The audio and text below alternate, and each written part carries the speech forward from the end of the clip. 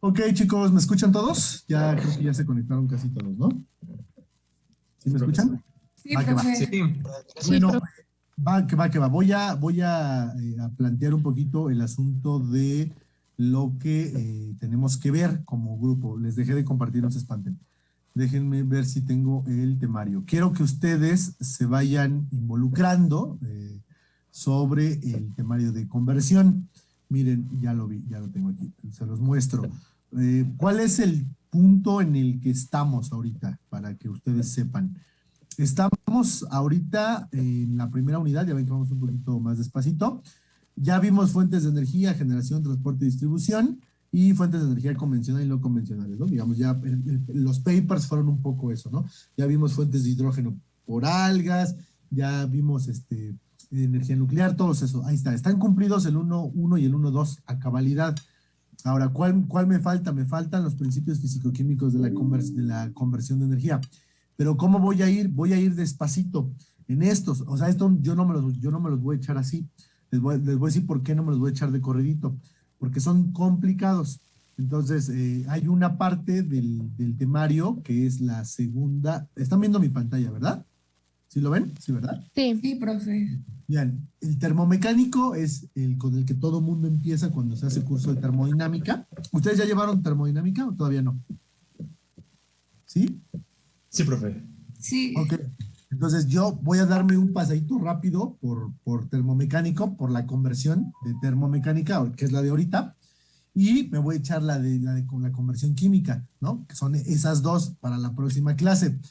Y a partir y una de mecánico. Una vez vistos esos tres, empiezo con la segunda unidad, que es, digamos, sistemas de almacenamiento de energía y su funcionalidad. Este está bastante largo, en este sí me voy a echar pues, todo el mes, así yéndome día por día, aquí están bastante largos. Y cuando vayamos en el 2.25, que es con resortes, que es precisamente, si se fijan, vean, compresión de aire con resortes, son sistemas de almacenamiento mecánicos, correspondería a este. A este, miren, al 1.33, que es el de conversión mecánica. ¿Por qué? Porque a partir de que yo vaya en el 2.25, me paso ahora al siguiente, digamos, me regreso tantito y me paso al magnético hidrodinámico, al termoeléctrico, termoiónico y termino con el fotoeléctrico, digamos. Es un poco como lo voy a hacer, ¿sale? Entonces, este es muy largo y de ratitos pues es importante salirme y meterme y otra vez. Está un poco desordenado, les voy a decir por qué. Porque este no debería ser el orden, del de ahorita, este no debería ser este orden. ¿Por qué? Porque la conversión química es lo último, el 1.32 debería ser el último, porque vean, cuando van a ver la unidad 2, en la unidad 2 es sistemas de almacenamiento químicos, hidrógeno, combustibles líquidos gaseosos y biocombustibles. Vean, sistemas de almacenamiento electroquímicos, entonces estos dos van aparejados con los de química.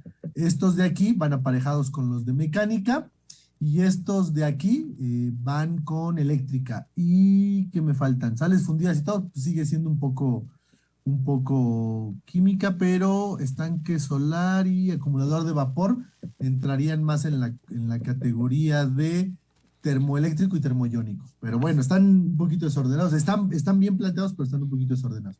Entonces ahorita voy a ver rápido termomecánico, ¿va? Estamos en principios fisicoquímicos de la conversión, ¿sale?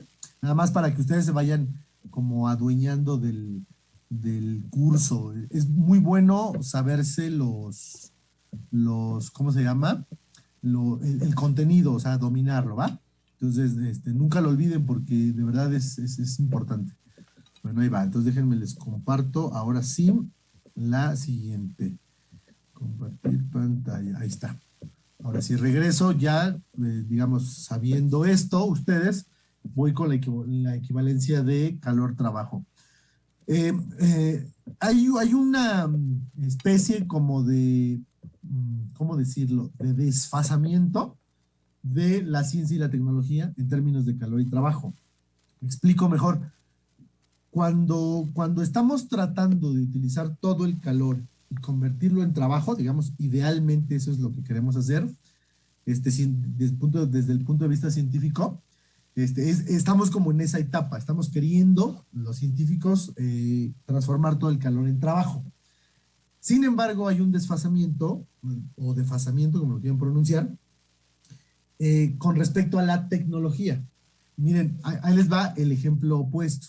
Por ejemplo, en términos eléctricos, los varistores, por ejemplo, son unos dispositivos que van en los televisores, en los electrónicos, y ahorita ya no son tan importantes, pero hace 30 años fueron una revolución en términos de materiales, porque los varistores tenían esta función en un circuito eléctrico, en donde si llegaba una descarga eléctrica, el varistor, se llamaba varistor, porque detectaba las variaciones de la corriente. ¿Y qué es lo que pasaba? Que si llegaba una descarga a tu televisor, el varistor ajustaba, ¿no? Digamos, obedecía, respondía muy bien a las variaciones de corriente, y nada más se quemaba el varistor y no se quemaba tu televisor. Cuando pasamos de tubos catódicos a las planas, ¿no? Que empezábamos hace como 20 años empezó a emplearse en las televisiones, pero se empezó a utilizar en otros dispositivos, en los refrigeradores y cosas así. Entonces, hace 30 años pasó esto. Los científicos estaban avanzando en la parte de la tecnología de los varistores, y sin embargo la tecnología avanzó tan rápido que primero avanzó la tecnología, o sea, se estaban ya fabricando los varistores, ya se estaban aplicando en electrodomésticos, cuando todavía no se entendía muy bien cómo es que funcionaba esto. Bueno, en el caso del calor y el trabajo es al contrario. Desde el punto de vista científico, quisiéramos ya estar transformando todo el calor en trabajo, pero tecnológicamente no lo podemos hacer. O sea, el ejemplo clásico del carro, que ya les he hablado hasta el cansancio, el auto utiliza alrededor del 10%, digamos, en términos de eficiencia de la gasolina, solo el 10% de la gasolina se emplea para mover el auto, el otro 90% se pierde en calor, y ese calor no lo podemos recuperar todavía tecnológicamente para hacer volverlo trabajo. Entonces, ese calor se desperdicia desde el punto de vista de un uso, ¿no? Desde el punto de vista utilitario. No lo estamos aprovechando, ¿no? En el universo, pues la energía, ¿no? No se crea ni se destruye, se transforma. Ese calor va al universo. Nosotros como humanos quisiéramos aprovecharlo, pero no sabemos cómo va. Entonces, hoy es lo que vamos a ver esta conversión de calor a trabajo. Bueno, ¿qué tipo de trabajo y variedades de trabajo existe respecto del calor? Por ejemplo, el caso de la expansión, bueno, mejor me la salto esta para que no se pierda, porque si no me voy abajito. Vamos a empezar con el experimento de Joule, que el otro día ya medio lo platiqué, más o menos rápido. Básicamente lo que hizo Joule fue lo siguiente: midió la cantidad de energía mecánica que se convierte completamente en una cantidad de calor que se mide. Era básicamente una pecerita, ¿no? Como les decía, con agua, y teníamos unas pequeñas aspas, ¿no? Y esas aspas pues estaban, digamos, girando, obviamente, y había un termómetro dentro de la pecera. El problema un poco de este tipo de sistemas, ¿se acuerdan de termodinámica cuántos tipos de sistema existen, chavos? ¿Recuerdan el dato o se los planteo? Díganme. ¿Alguien que habla a su micro y que me diga? Creo que eran 3, ¿no? Sí. Era de combustión interna, combustión externa y creo que acción y reacción, ¿no? No, sistemas termodinámicos. Era el abierto, el cerrado y el aislado. Exactamente, esos meros. El abierto, ¿qué implicaba? A ver si se acuerdan, súper rápido. Sin temor a equivocarse, no pasa nada. Permitía el intercambio de materia y energía, ¿no? Exactamente. ¿El cerrado? Solo el intercambio de energía. ¿Y el aislado? No permitía ningún tipo de intercambio. Exactamente. Entonces, ¿cuál es el asunto? ¿Por qué les pregunto esto? ¿Qué tiene que ver con el experimento de Joule? Para que el experimento de Joule funcionara, necesitábamos tener un sistema aislado. Sin embargo, los sistemas aislados no existen. No existen porque el puro hecho de que nosotros los veamos hace que interferamos con la naturaleza del fenómeno o del experimento que estamos llevando a cabo. Entonces, la verdad es que el experimento de Joule tiene, pues, digamos, cojea de ese pie, por decirlo en términos coloquiales, porque debería ser un sistema aislado. Sin embargo, pues no es aislado, solo es un sistema cerrado, permite, digamos, que entre y salga la energía, no la masa, y eso hace que no conozcamos el alcance real del experimento de Joule. Se dice que conocemos la naturaleza del experimento de Joule, pero no le logramos sacar mucho provecho. Sin embargo, Joule fue el primero que nos dijo, a ver, ¿cómo se puede medir la cantidad de energía mecánica que se convierte completamente en una cantidad de calor que se mide? Bueno, ¿qué es lo que él tenía? Esta especie como de manija que hacía girar la manivela y, digamos, él amarraba pues un hilito, digamos, una especie como de acanalado del tubo, y ponía unas masas y enredaba las masas y las hacía, pues, digamos, girar las aspas. Si se fijan, esta manivela era externa, las aspas estaban adentro girando, y lo que todo el tiempo estaban haciendo, pues, era ese movimiento generando, pues, es trabajo, digamos, este es trabajo, fuerza por distancia, la fuerza que tú le aplicas a la manivela por la distancia, ¿no? La distancia radial, o sea, es la distancia circular, pues, si lo quieren ver así.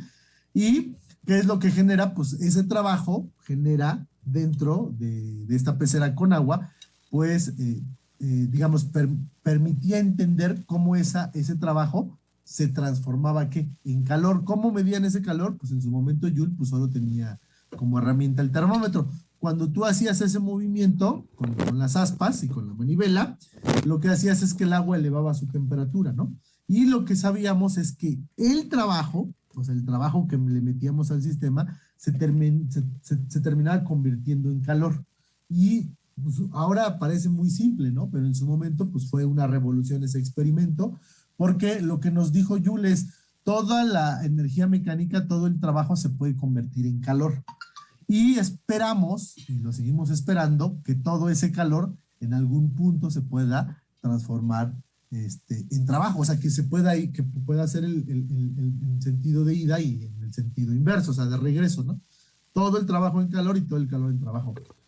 En términos, digamos, más simples, por ejemplo, si yo estoy utilizando una caldera para calentar agua, esa caldera, ese calor de esa caldera, podríamos reaprovecharlo y que nos lo regresara como trabajo, pero pues es complicado, ¿no? ¿Qué tipo de trabajo? Estamos hablando específicamente de trabajo mecánico. Eso es digamos, de lo que habla más detalladamente el experimento de Joule. Seguimos soñando con que el calor lo podamos convertir en trabajo. En el caso del auto, de un auto, pues es una de las máquinas más ineficientes porque la energía química del combustible, solo el 10% se aprovecha para el movimiento real, el 90% de la energía química se terminó perdiendo en forma de calor, ¿no? Un motor que ha recorrido 100 kilómetros, pues está ardiendo, o sea, está 300, 400 grados centígrados. Y quisiéramos que ese calor nos lo regresara al sistema para volver a generar trabajo, ¿no? Y eso sería genial, digamos, un circuito virtuoso, ¿no? Un círculo virtuoso en donde el trabajo se convierte en calor y el calor me lo regresa como trabajo. Con la gasolina no lo hemos logrado, desafortunadamente, ¿no? Ese es un problema. Entonces, eso es básicamente el experimento de Joule. Entonces, ¿cuál es digamos, el sentido de todo lo que implica, de todos los fenómenos que pasan dentro del experimento de Joule?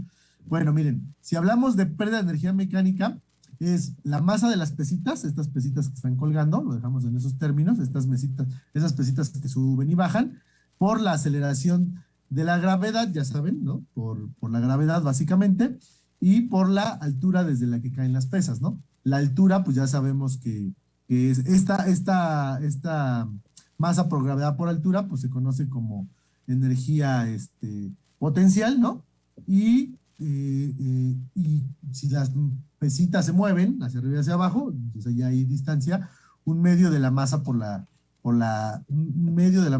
velocidad al cuadrado, ¿no? Que es la energía cinética. Digamos, cuando tenemos energía cinética, tenemos energía potencial irremediablemente, ¿no? Digamos, en esos términos. ¿Y qué pasa cuando hablamos de ganancia de energía térmica? Pues la masa del agua por el calor específico del agua por el aumento de temperatura del agua. Bueno, Todas las sustancias tienen una cosa que se llama calor específico del agua. No sé si ustedes tengan presente de su clase de termodinámica lo que es el calor específico. ¿Alguien de ustedes se acuerda? Sin problema. Sin compromiso, como dicen. ¿Nadie? ¿Nadie, chicos? Bueno, entonces déjenme ir a buscar una tablita de calor específico. Calor específico, tabla. Déjenme ver si me deja mostrárselas en PDF. Déjenme checar a ver si logro abrir una. ¿Ustedes están viendo mi buscador o están viendo o siguen viendo? Buscador. Ok. Entonces están viendo mi pantalla, ¿no? Como tal. Sí. Sí, ahí es donde está la tabla de calor. Perfecto. Entonces déjenme. Es que yo pensé que tenía que dejar de proyectar y volverles a ¿cómo se llama? A proyectar esto. Pensé que era así. Ay, no, esto no. Entonces, déjenme ver si me deja descargarla. Es que alguien se ha estado aprovechando de toda la información que está en la red, chavos, y hay gente que agarró cierta información que estaba libre y miren, son como esta gente. A ver, díganme si ahí están viendo siguen viendo mi pantalla, ¿verdad? Sí. Sí. Estoy mejor en ¿cómo se llama? Mejor en Google. Es mejor. Miren, y aquí sí es mucho más. Ahí está. Aquí sí sale rápido. Déjenme buscar una tablita simple. Aquí está una de calor específico simple. Miren, vean, por ejemplo, los calores específicos. El calor específico, por ejemplo, del agua. ¿Adelante? Es que creo que sigue compartiendo la misma pantalla que dice de PDF tabla de calor específico. Ajá, pero, ¿pero qué? pero no sé si sea solo a mí o si todos No, también o sea, vemos. ahorita vemos el buscador nada más, como el buscador. Ok, entonces déjenme, les comparto, déjenme, lo vuelvo a hacer, ¿no? Para que lo puedan ver todos. Espérenme, por cualquier cosa. Quiero que vean la tablita, básicamente. ¿Sí la ven ahora sí? ¿Todos? Sí, profe. Sí. Va que va. Bueno, ahí está. Vean, calor específico, el agua, valor de 1, aluminio 0.22, vidrio 0.20, acero 0.0114, hierro 0.113, cobre 0.094 y plata 0.056. Eso significa que cualquier sustancia, ya sea pura o compuesta, tiene un valor de calor específico. ¿Cómo puedo entender lo que es el valor específico, el calor específico, perdón? Pues básicamente haciendo análisis dimensional. Recuerden, análisis dimensional, análisis de unidades. Vean, caloría por gramo por grado centígrado. Si yo leo esto todo en términos de 1, de la unidad, significa que el agua tiene un calor específico de 1 caloría sobre gramo por 1 grado centígrado. Sobre 1 gramo por 1 grado centígrado. Significa que 1 gramo de sustancia de agua, ¿no? Vamos a suponer a 1 grado centígrado, puede generar aproximadamente 1 caloría. Eso es básicamente el concepto de calor específico. Bueno, me voy a regresar a la que estaba, a la del experimento de Joule, para que lo puedan seguir viendo. Y digamos, ya con esta información, pues digamos, ustedes ya podrían, de alguna manera, entender un poquito más el concepto. Entonces, ahí va. Entonces, básicamente lo que me dice la ecuación del experimento de Joule en términos científicos es que todo el trabajo se puede convertir en calor por una razón. ¿Cuál es esa razón? Cualquier sustancia que está involucrada en el experimento de Joule, en este caso la masa de agua, tiene un valor de calor específico, que sería el del 1, ¿no? Cuando vemos calorías por grado centígrado. Y tenemos temperatura. Entonces, vean, básicamente, el trabajo es igual a Joule por calor. ¿Qué tipo de calor? Por calor específico. ¿Cuántos tipos de calor hay en termodinámica? Pues hay calor latente, calor específico, hay entalpía. Todos esos son los mismos conceptos, solo que referenciados en situaciones diferentes. Ahorita simplemente hablemos de calor. No se preocupen. No me voy a poner a filosofar si si el calor es una cosa que viaja o que no viaja.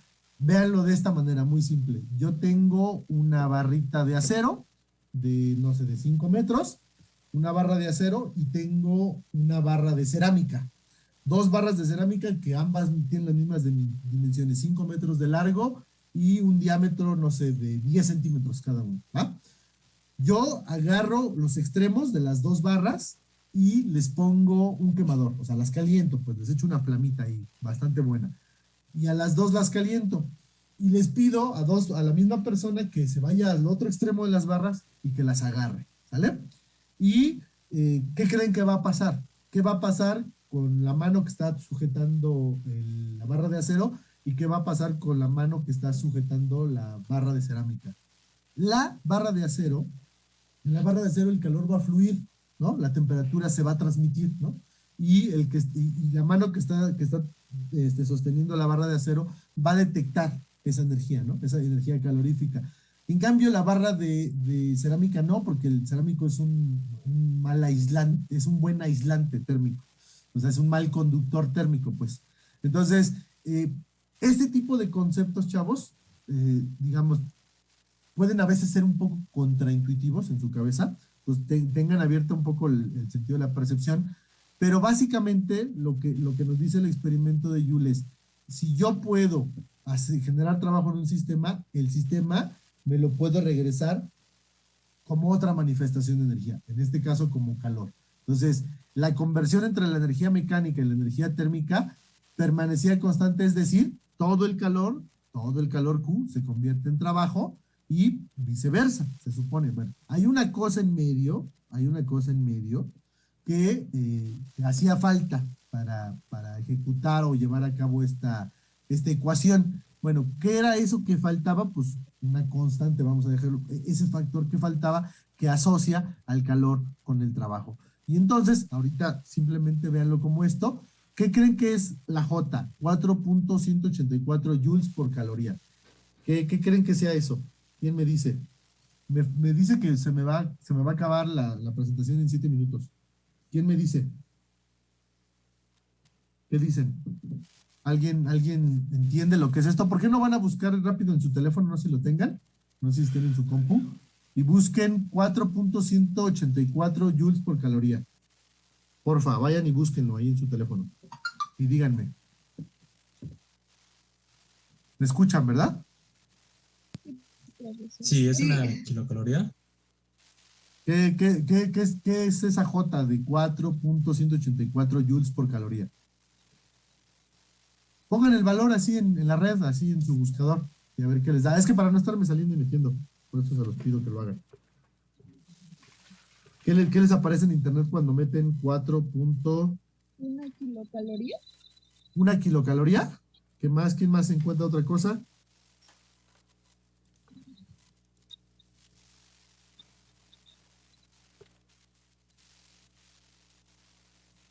No es que en automático.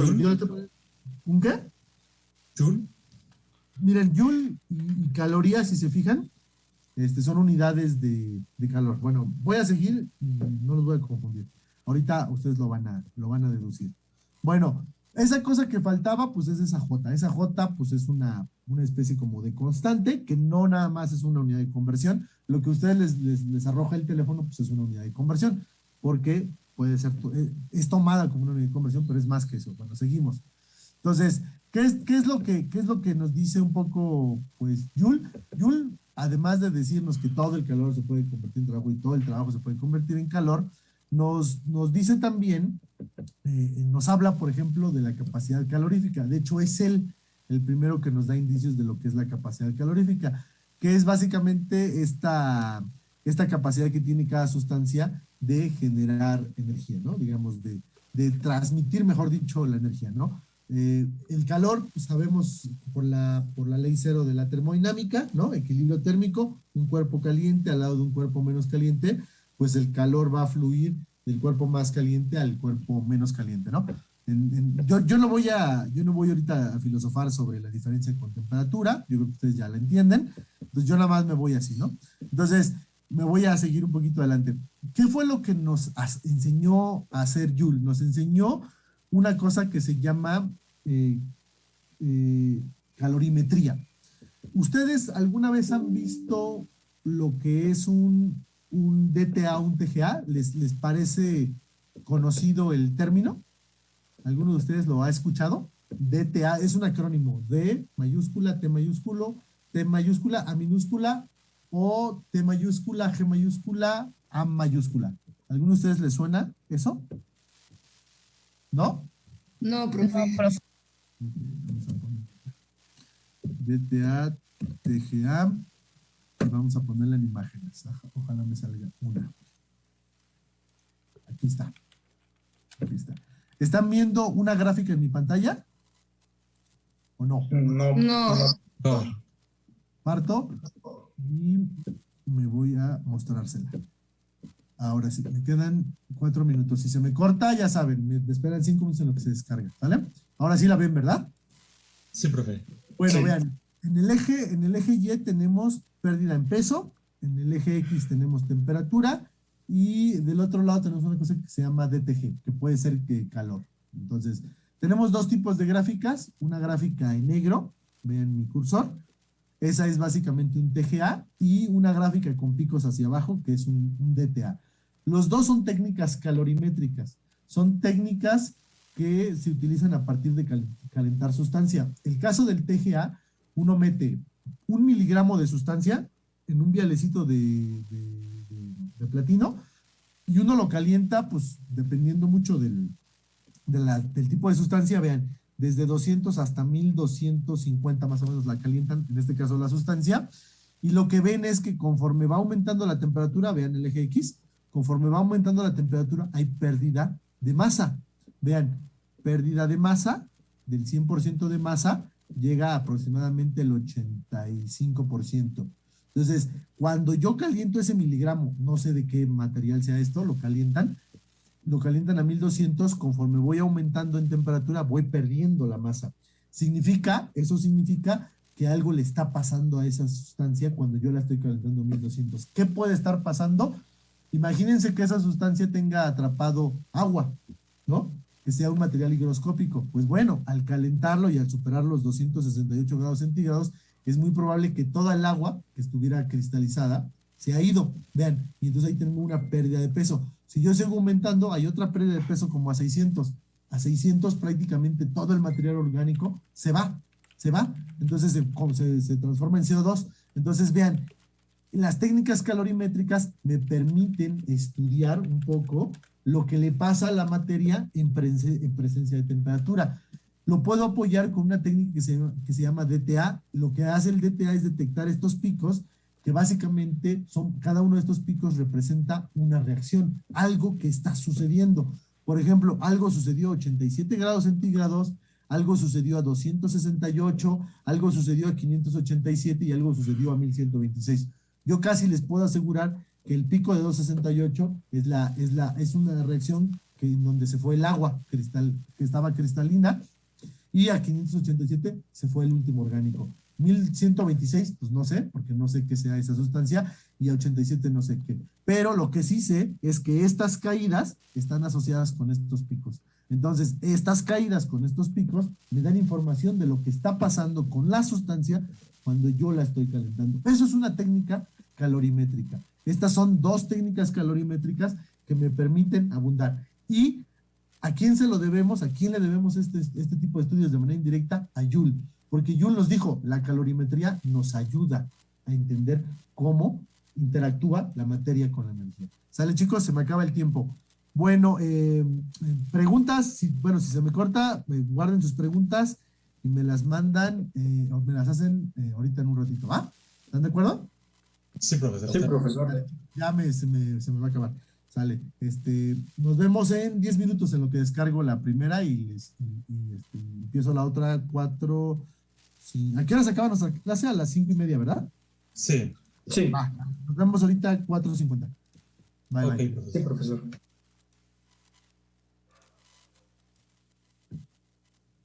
Sí, profesor. Están viendo mi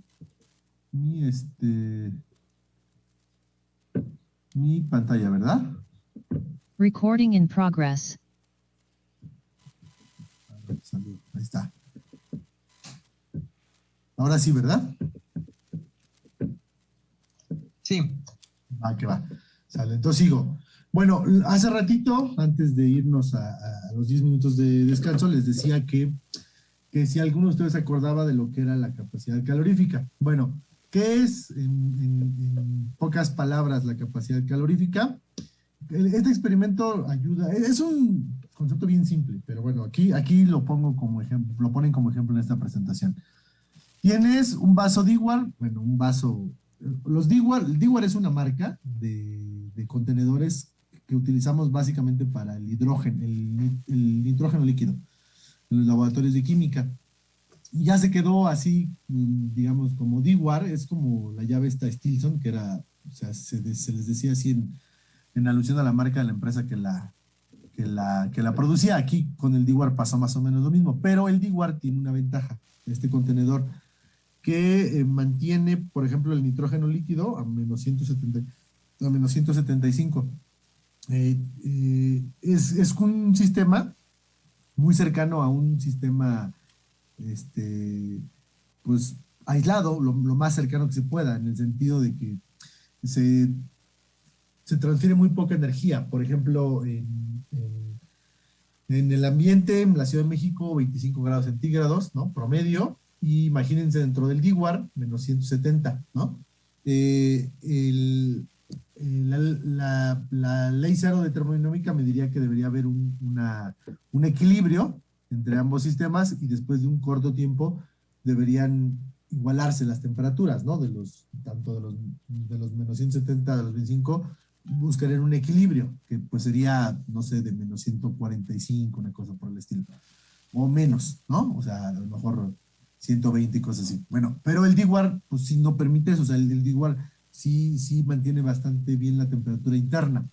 Entonces, por eso aquí lo ponen en el experimento como un vaso Dewar. Bueno, el experimento es deposita 100 mililitros de agua fría, de temperatura, digamos, temperatura ambiente, pues, en el Dewar. Espera que alcance el equilibrio entre el Dewar y el agua y registras la temperatura durante 5 minutos, ¿no?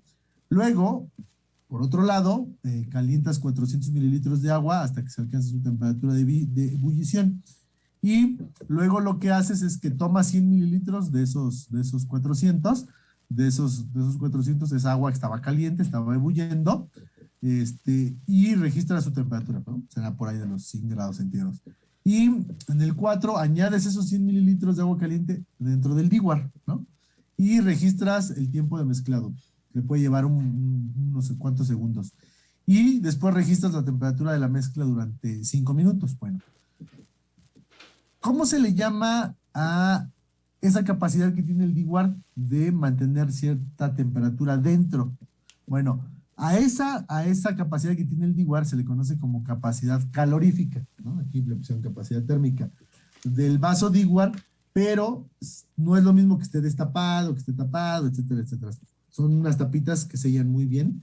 Cuando tú las sellas, por ejemplo, en el caso del nitrógeno, cuando tú pones ahí dentro nitrógeno líquido y lo tapas, tarda muchos días, 5 o 6 días antes de que se evapore todo el nitrógeno. En cambio, si le quitas la tapita, como en 3 horas, ya se evaporó todo el nitrógeno. El líquido se convierte en vapor, sale y bueno, pues ya se perdió. Bueno, pues a esa capacidad que tiene el Dewar, con todos sus componentes y todo, de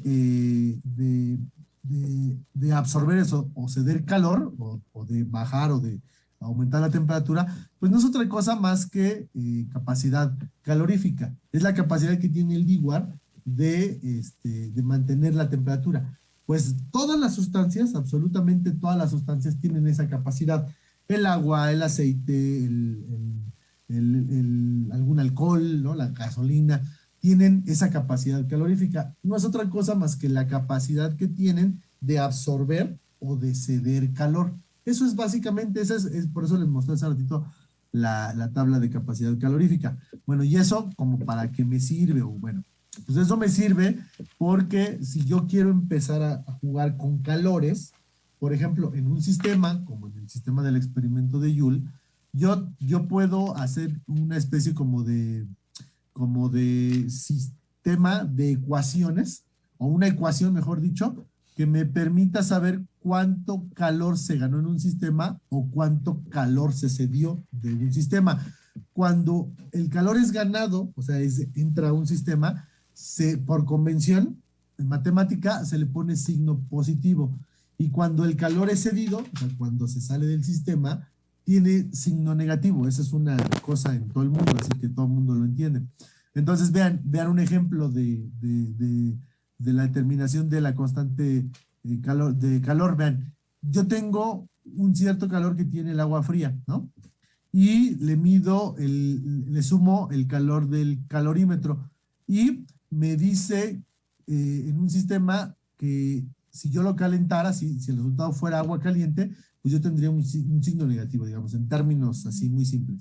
Entonces, ¿para qué me sirve, digamos, un poco conocer la capacidad calorífica? La capacidad calorífica me puede decir más o menos qué tan bueno es esa sustancia o el cuerpo, en este caso que era el DIWAR, qué tan bueno es para que yo pueda mantener un cierto equilibrio térmico. Bueno, voy a irme a dar un paso adelante. Vean, todo el mundo, todos los que vivimos en México, alguna vez nos hemos quedado sin gas y hemos tenido que utilizar una resistencia para calentar el agua. Entonces, este experimento se parece un poco a eso. Si yo tuviera en algún momento que calentar agua con una resistencia, yo sé que en esa resistencia va a circular electricidad a través del conductor. ¿Alguien preguntó algo? ¿Nadie? Bueno, y lo que va a pasar es que esa energía que está circulando a través de la resistencia, pues va a hacer que se caliente el material. En este caso, pues puede ser algún metal galvanizado o algo por el estilo. Y al calentarse, pues va a calentar el agua, ¿no? Entonces, por el principio de conservación de energía, la energía eléctrica, la que salió del enchufe, consumida debe ser igual a la energía térmica producida. O sea, esta energía que salió del enchufe, después de que calentó la resistencia y después de que por convección o inducción o por el mecanismo que ustedes quieran, calentó el agua, pues ese calor de esa agua, pues es básicamente igual. Entonces, lo que hizo que se calentara la resistencia fue esta capacidad que tiene el material de no permitir que se transfieran las cargas. Bueno, pues eso, pues también es trabajo, ¿no? El trabajo que generaron las cargas para calentar la resistencia, que después terminó calentando el agua, ¿no? Entonces, ahí están las equivalencias de que el calor es igual al trabajo, ¿no? Entonces, si yo lo llevo a una ecuación, yo tengo que mi trabajo eléctrico es igual a esa J, que es una constante, por el calor absorbido por el agua, ¿no? Entonces, esa cosa que relacionábamos, que yo les preguntaba hace ratito, que es esa J, no es un factor nada más de conversión, es ese elemento que faltaba para hacer la igualdad de calor con trabajo. Entonces, el calor que yo tenga en el agua, por ejemplo, lo tengo que multiplicar por 4.148 joules por caloría, que es una constante, para transformarlo en trabajo eléctrico. Entonces, ese es un poco el principio, chicos, de lo que significa, así grosso modo, la conversión de térmica a mecánica. Entonces, no está tan simple, hay, digamos, muchos detalles. Yo lo puedo llevar a infinidad de sistemas en donde yo puedo estar midiendo la cantidad de calor y trabajo que hay en diferentes sistemas. Lo puedo hacer con el simple DIWAR, lo puedo hacer con el cable y la resistencia, y prácticamente en cualquier sistema yo puedo hacer eso. O sea, yo puedo en algún momento, por ejemplo, en el caso del auto, conocer cuál es la capacidad calorífica que tiene la gasolina y cuál es la capacidad calorífica que tiene el motor o el material del que está hecho el motor, ¿va? Entonces, eso es un poco el contexto de lo que es la conversión térmica a mecánica, ¿sale? Entonces, ahí me detengo con esta parte porque voy a seguir en otro momento con eso. Y ahora les voy a compartir, déjenme ver, denme un segundo para ver dónde la tengo. Aquí, espérenme, déjenme revisar si es esta. Sistemas, dados, tipos de procesos. Ok. Listo. Bueno, ya viendo el temario, digamos, déjenme ver, no lo encuentro. encuentro. Ahí está, ya lo vi. Perdón, Ahora déjenme compartirles la pantalla. Ahora sí. Ahí está.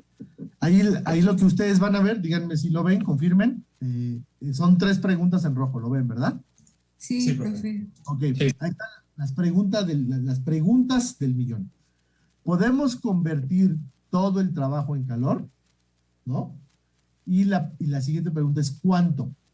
Lo siguiente es, ¿podemos convertir todo el calor en trabajo? O sea, la pregunta invertida. Y la siguiente pregunta es ¿cuánto? Entonces, lo primero que uno tiene que intentar resolver es, ¿cuál es la diferencia entre el calor y el trabajo? ¿No? Entonces, los dos son manifestaciones de energía, ¿no? Como lo sabemos ya, y sobre todo ustedes que son ahí expertos en el tema de energía, pero el problema está en la fenomenología de cada uno de ellos, ¿no? No es lo mismo el calor y el trabajo en un contexto o en otro. Voy a permitirme leer esto. Uno de los elementos esenciales en el desarrollo de la termodinámica fue comprender las equivalencias entre las distintas formas de energía, ¿no? Todos ustedes las conocen, eléctrica, mecánica, química. Su conservación y la capacidad de conversión de unas a otras y o en trabajo. Desde el punto de vista de la termodinámica, se observó que no todos los procesos son posibles. Por ejemplo, ahí va, vamos a empezar con los peros. Podemos convertir prácticamente todo el trabajo realizado sobre un cuerpo por rozamiento en un incremento de su energía interna. Pero no todo el trabajo que se da a un refrigerador se convierte en una disminución de la energía interna en su interior y por lo tanto de su temperatura. Entonces, la posibilidad o imposibilidad de crear máquinas o procesos en el contexto de la termodinámica quedaron expresadas por las siguientes contribuciones. Vamos a ver la primera, la de Kelvin. Un proceso cuyo resultado final sea extraer calor de una fuente a cierta temperatura y convertirlo en trabajo es imposible. Imposible tecnológicamente, chavos. Científicamente es posible, solo que en este momento, por eso les decía que la ciencia y la tecnología van desfasadas en este campo. Siguiente, Clausius. Un proceso cuyo único resultado sea transferir calor desde un cuerpo a cierta temperatura a otro a una temperatura superior es imposible. O sea, invertir el principio de ley cero de la termodinámica, ¿no? De que el calor más caliente hace que fluya hacia el cuerpo menos caliente. Bueno, tecnológicamente en este momento no podemos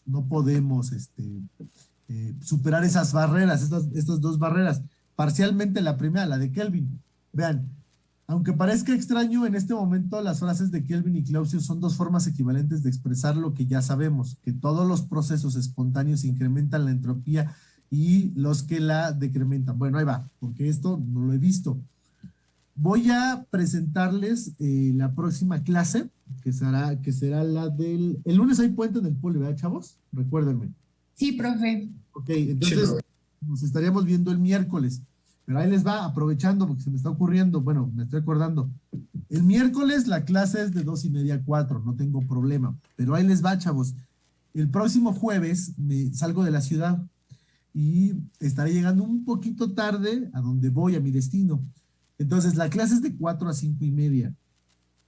No, ya sé que ya falté 2 veces el jueves, lo siento mucho, han sido cosas mal diseñadas de mi trayecto del trabajo a mi casa, pero el jueves probablemente no me pueda conectar a las 4 en punto.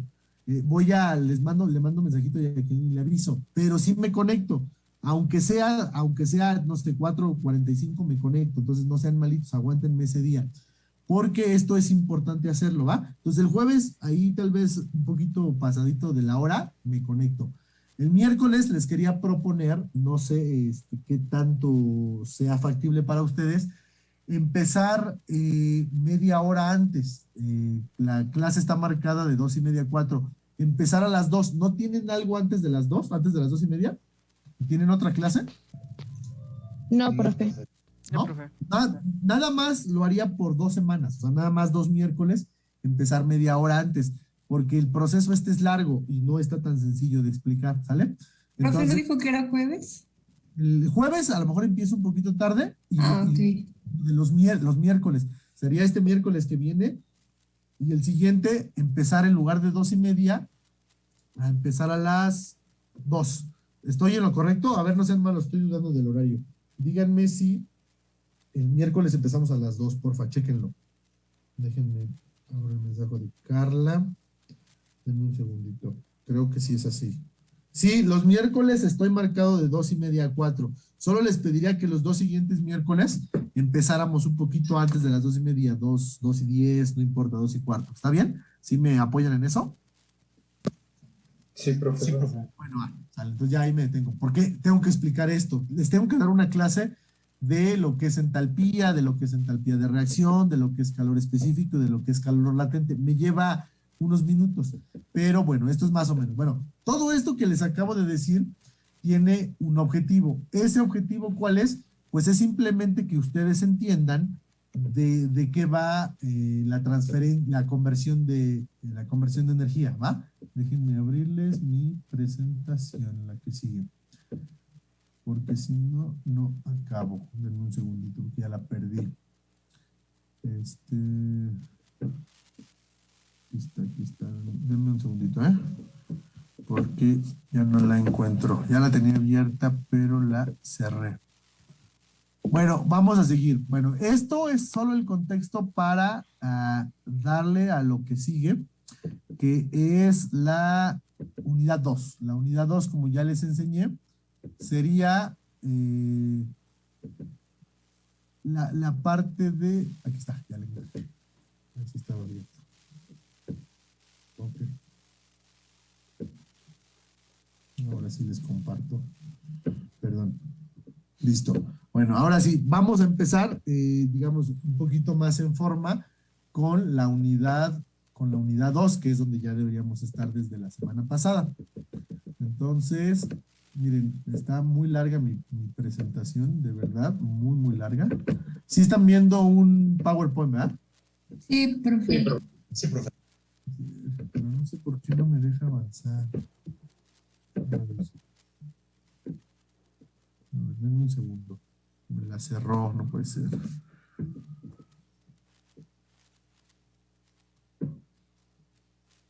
¿Por qué? ¿Por qué? A ver, déjenme volverla a abrir. Espero que esta vez sí me deje moverme, porque no me dejaba moverme. Ahí está. A ver, ahí va. Okay. No la voy a compartir como pantalla completa, la voy a dejar así para que me deje moverme. Están viendo el PowerPoint, ¿verdad? Sí, profe. Ok, va, perdón, ahí va. Entonces, ¿qué es lo que vamos a ver? Vamos a ver la unidad 2 y la unidad 2 tiene que ver con sistemas de almacenamiento de energía. La primera unidad específicamente es conversión, ¿no? Y básicamente es casi todo, digamos, todo lo que tiene que ver con generación, transferencia y distribución, ¿no? Más o menos. La segunda parte de la primera unidad tiene que ver con conversión de energía térmica a calorífica, que es lo que les acabo de explicar. Y la unidad 2 completita, todo es sistema de almacenamiento de energía. Bueno, ya sabemos, ya ustedes son expertos en eso, digamos, conocemos grosso modo los sistemas, las formas en las que se presenta la energía. Ya les expliqué también el espectro electromagnético, ya vimos cómo se pueden medir ciertos niveles de energía, digamos, ciertas energías en ciertas frecuencias o longitudes de onda, pero ahora vamos a hablar un poquito de sistemas de almacenamiento de energía. ¿De qué van los almacenamientos de energía? Bueno, pues van desde almacenamientos mecánicos, almacenamientos que tienen que ver con intercambio de calor, almacenamientos eléctricos, electroquímicos y químicos. Yo, ¿cuáles son los que conozco o de cuáles soy experto por mi campo? Pues en los electroquímicos y en los químicos. De los eléctricos sé, yo creo que lo mismo que ustedes, y sé bastantito de intercambio de calor porque, digamos, soy ahí medio experto en termodinámica. Digo medio experto porque pues experto en nada soy, chavos. Y de mecánicos sé muy poquito, pero lo suficiente para darles el curso, o sea, lleno bien esa parte, ¿sale? Bueno, vamos a empezar con los sistemas de almacenamiento eléctrico. Esto me lleva 10 minutos y le paramos. Bueno, ¿de qué vamos a hablar en el tema, en el caso de los sistemas de almacenamiento eléctrico? Vamos a hablar de superconductividad, vamos a hablar de capacitores y vamos a hablar de supercapacitores. Los más interesantes son los supercapacitores. Bueno, ya más o menos todos sabemos cómo funciona la red, ¿no? Ya la expliqué en las primeras semanas. Particularmente, para que se den una idea, el sistema de la Red Nacional de Transmisión, más o menos de un país como el de México, anda alrededor de los 86,000 megawatts, más o menos 100,000 megawatts. No sé si ustedes tengan la información actualizada, esta presentación ya tiene unos añitos. ¿Alguno de ustedes ha presentado cuál es la cantidad de megawatts que se utiliza, por ejemplo, en la Ciudad de México o en todo el país? ¿Alguien lo tiene presente? ¿No? ¿No ven su micro? No, profe. No, profe. Bueno, entonces, más o menos, créanme, esta información tiene como 10 años, pero seguramente ya creció. Más o menos 86,000 megawatts, ¿no? Para que un país como este funcionara hace 10 años, más o menos, ¿no? Entonces, el asunto del almacenamiento de la energía, que voy a hablar del contexto, es, yo sé que puedo generar energía, o sea, la generación de energía, la puedo hacer por diferentes fuentes, ¿no? La puedo hacer por eólica, la puedo hacer por geotérmica, que por cierto, ¿por qué nadie escogió un artículo de energía geotérmica? Hablaron de eólica, hablaron de hidrógeno, por ejemplo, 2 o 3 personas, pero nadie hablaron de nuclear, por cierto, pero nadie habló de geotérmica, y esa está interesante ahorita por el contexto de la guerra con Ucrania y Rusia, está interesante, pero bueno, ¿cuál es el asunto? Yo puedo generar, ya vimos, puedo transferir y puedo distribuir. ¿Cuál es el asunto? El asunto del almacenamiento es que si yo puedo almacenar energía, lo que puedo es que al hablar de almacenamiento hablo de generación de manera local y de distribución sin pasar por el tema de la transferencia. Si yo me evito esa etapa, la etapa de la transferencia, me evito muchas pérdidas, y pérdidas económicas. Entonces, para un país que necesita 86,000 megawatts, yo creo que por lo menos tengo que estar produciendo alrededor de 10 veces eso, ¿no? O sea, de 860,000 megawatts, porque sé que el 90% de la transferencia y de la distribución se va a perder. Entonces, como no quiero perder ese 90%, o lo ideal para un país como el nuestro sería no perder ese 90%, pues una opción sería generarla localmente, pero generarla pues viene acompañada de cómo la almaceno, ¿no? Entonces, los sistemas de almacenamiento tienen ese tipo de, digamos, de problemática enfrente. Puedo almacenar, en este momento me voy a concentrar específicamente en el almacenamiento eléctrico. ¿Por qué en el almacenamiento eléctrico? Porque, digamos, toda nuestra tecnología, todas nuestras vidas giran alrededor precisamente de la energía eléctrica, ¿no? O sea, quiero contar mi teléfono, quiero contar mi compu, etcétera, etcétera. Ahora los carros eléctricos que están retomando, pues necesitan energía eléctrica. Entonces, específicamente voy a hablar de almacenamientos de energía eléctrica. Bueno, todo mundo sabe, ¿no? Que, por ejemplo, que para que yo pueda almacenar energía, pues necesito hablar de buenos conductores, ¿no? Necesito hablar de propiedades. ¿Qué tipo de propiedades? Resistencia eléctrica, conductividad eléctrica. ¿Y esta conductividad o esta resistencia de qué depende? Pues de la composición. ¿Qué tipo de materiales son buenos conductores y cuáles no tanto? Vean esta pequeña tablita. Tengo una tablita que tiene valores de resistividad. Las unidades son ohm por metro. Y, por ejemplo, se pueden dar cuenta que la plata tiene un valor de resistividad de 1.59. Espero que lo puedan ustedes ver bien, si no yo se los digo aquí. Más o menos una resistividad de 1.59 por 10 a la menos 8 ohms por metro, aproximadamente 20 grados centígrados. El cobre de 1.68 tiene mayor resistividad, significa que el cobre es un mejor conductor. Y tenemos el cobre tratado térmicamente, que de hecho es de 1.73. El oro de 2.44 por 10 a la menos 8.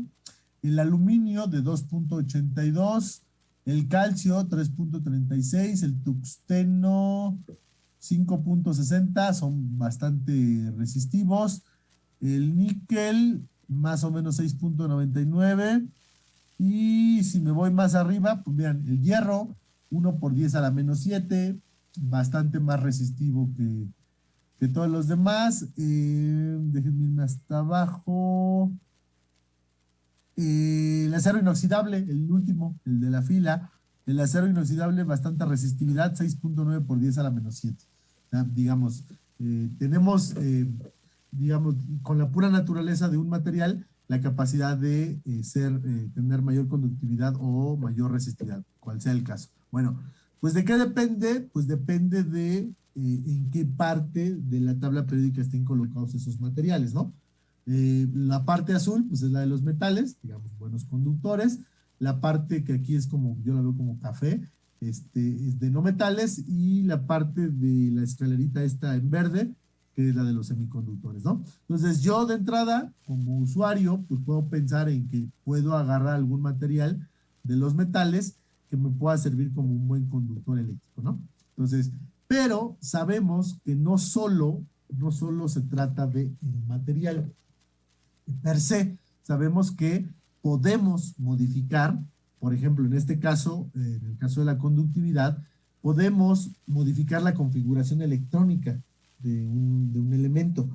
Por ejemplo, el oro, el cobre, la plata y el oro, digamos, pensando en estos tres como materiales conductores, al oro lo podríamos descartar por su precio, la plata, pues digamos que todavía hay bastante plata en México, pero también por el precio queda un poquito elevado, y el cobre, que es el que económicamente es el más viable, pero en los últimos 10 años ha subido muchísimo. Bueno, ¿cómo puedo hacerle para modificar la configuración electrónica de algo? Déjenme ver si tengo una presentación mía aparte, que se me acabe el tiempo. Denme un segundito, ya la encontré. Déjenme, les dejo compartir esa y les comparto la nueva. Un segundo. Ya la encontré. Les voy a explicar un poquito de... Aquí está.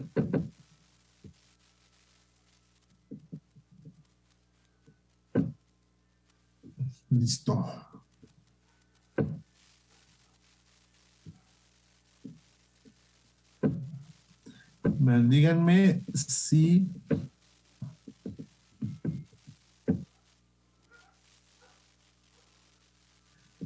Díganme si ya pueden ver un PowerPoint. ¿Ya lo pueden ver? Sí, profe. Va, que va. Aquí está. Esta imagen es la que estaba yo buscando. Bueno, ya me quedan 10 minutos, ¿eh? Y donde acabemos, ya acabamos como 5 y media, chavos, ya no me reconecto, ¿sale? Para que queden libres. Bueno, ¿cuál es el principio de la modificación de la configuración electrónica? Bueno, la configuración electrónica es una de las grandes soluciones que hemos encontrado en los últimos 20 años aproximadamente para modificar las propiedades de los materiales.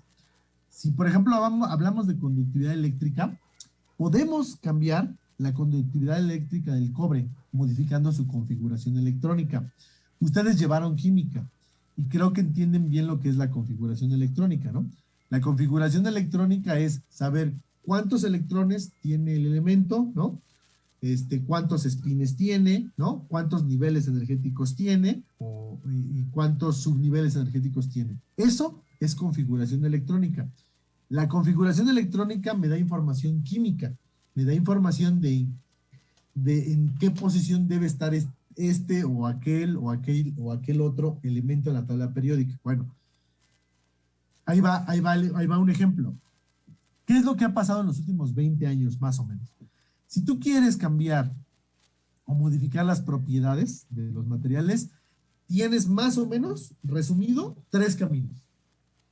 Primer camino, los nuevos materiales que se están desarrollando actualmente, puedes modificar sus propiedades si los si los modificas, si los combinas con otro. Por ejemplo, aquí tenemos metales, un metal con un no metal. Esta imagen que ven en su pantalla, si ven mi cursor, ¿verdad? Tiene una especie de puntitos negros. La fase que parece una matriz como de granos es carbón. Y los puntitos negros son metales que están dispersos sobre carbón. Bueno, aquí, por ejemplo, tenemos un ejemplo de un material híbrido. ¿Qué es un material híbrido? Un material orgánico, el carbón, combinado con un material no orgánico, que son los metales. Bueno, si tú combinas las propiedades a dos metales, puedes llegar a modificar las propiedades. Ese camino se ha explorado desde el inicio de la humanidad, con las aleaciones, etcétera, con todas estas. Este lo conocemos todos. Bueno, hay uno que se descubrió hace como 60 años, 70 años, no sé, más o menos, que es el principio de la cuántica, que tiene que ver con el tamaño, por ejemplo, de una de estas partículas de metal que ustedes ven aquí. Si yo cambio el tamaño de la partícula, puedo cambiar sus propiedades, pero también puedo cambiar sus propiedades si cambio la morfología. Imagínense que tienes una esfera, una partícula en forma de esfera, pero si a esa esfera le vas rebanando caritas, pedazos de la esfera, y lo vas dejando como en este caso, como un tipo de, ¿qué será?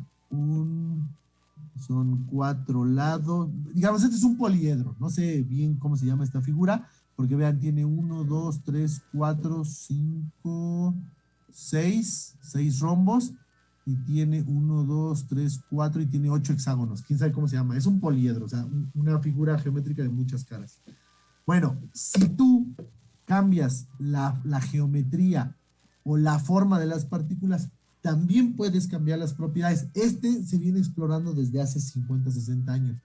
Pero el que tiene como 20 años, el más reciente, es el que tiene que ver con la modificación de la configuración electrónica. Entonces, durante muchos años, estos dos se pensaron que era lo mismo. Se agarraba una particulita de cobre y se combinaba con una particulita de níquel, y lo que obtenías era una aleación, y todo el mundo decía, bueno, es porque son dos elementos coexistiendo. Mucho tiempo después nos dimos cuenta que no tenía que ver con la naturaleza de la composición, sino tenía que ver con la naturaleza de la modificación de la configuración electrónica. ¿Qué pasaba? Pues que tenías, les voy a decir, por ejemplo, cómo le hacía yo, o cómo modifiqué la configuración electrónica de mis partículas, de las que sinteticé en el doctorado. Lo que yo tenía básicamente eran unas estructuras que se conocían como core shell. ¿Están viendo esta diapositiva? ¿Ven? ¿Sí la ven? Sí, profe. Aquí, básicamente lo que tenemos es esto, posibles combinaciones. Dos partículas diferentes, por ejemplo, una partícula de cobalto recubierta con, esa partícula tiene, hay muchas partículas de cobalto, o muchos átomos, mejor dicho, muchos átomos de cobalto que forman una partícula, y recubiertos por muchos átomos de platino, y lo que tenemos son unas estructuras que se llaman core shell. El hecho de que coexista el cobalto con el platino hace que esta particulota grandota se comporte de manera diferente, pero muy diferente. También tenemos, por ejemplo, aleaciones ordenadas. Aquí tenemos otra forma en la que se representan las estructuras core shell. Tenemos átomos en el centro de cobalto y afuera platino. Pero tenemos también aleaciones desordenadas, en donde a lo mejor en algunas zonas concentras más platino y en otras menos cobalto. Otras que son más ordenadas, ¿no? Que están más homogéneas, etcétera, etcétera. Podemos tener esas mismas estructuras en forma de capas como de cebolla. Una capa, luego otra capa, luego otra capa. Y el hecho de que coexistan en los límites entre el cobalto y el platino es donde notamos claramente la diferencia o cuando hemos modificado la configuración electrónica. Porque a lo mejor en los átomos más externos, donde hay puros platinos coexistiendo con platinos, la configuración electrónica es la configuración del platino. Pero en la interfase en donde coexisten el cobalto con el platino, ahí particularmente la configuración electrónica del cobalto se ha modificado. Lo mismo que le ha pasado al platino. Exactamente en esa interfase, el platino no se comporta tanto como platino, ni el cobalto se comporta tanto como cobalto.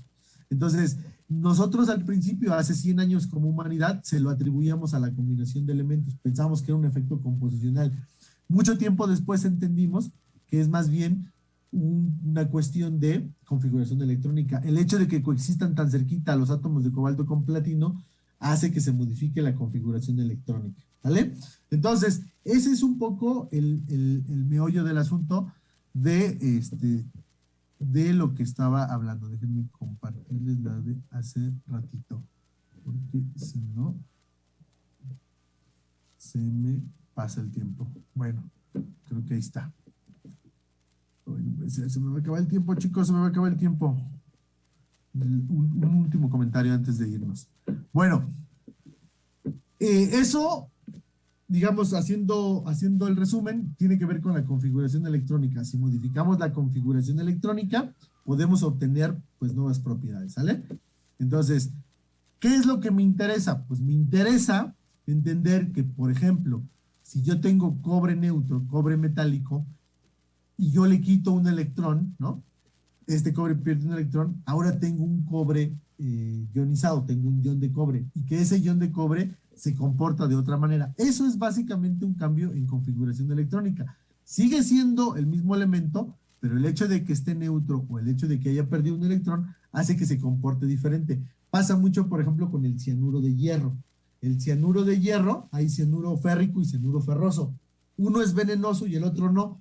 Uno ha ganado un electrón y ese no es venenoso, y el que lo ha perdido, ese es venenoso, por ejemplo. Entonces, eso es, grosso modo, configuración electrónica, ¿sale? Para que más o menos lo tengan presente.